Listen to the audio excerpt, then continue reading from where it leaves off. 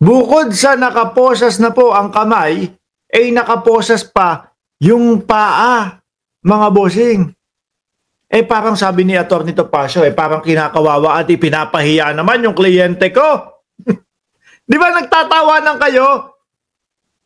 Atty. Topacio, di ba masayang-masaya ka nga nung pumabor sa inyo, nung bumaliktad yung desisyon at pwedeng manatili si Tevez sa Timor-Leste, parang pinahihiya nyo nga ang gobyerno nun eh. Di ba? Yung tawanan nyo, okay, pero eto ngayon, nung naaresto na, parang kawawang-kawawa na ho. At take note mga bossing, yung posas po, no, sa Timor-Leste pa lang yun. Yan panoorin nyo ho. Huwag nyo naglagay nyo sa kaha. Kahit sa kamay, huwag nyo sir, hindi mo natakas. Hindi, protocol. O yan ho mismo si director ng NBI, Jaime Santiago ang nagsabi, huwag nyo nang ilagay yung sa paa kasi hanggang dun lang yun sa Timor-Leste, mga bossing.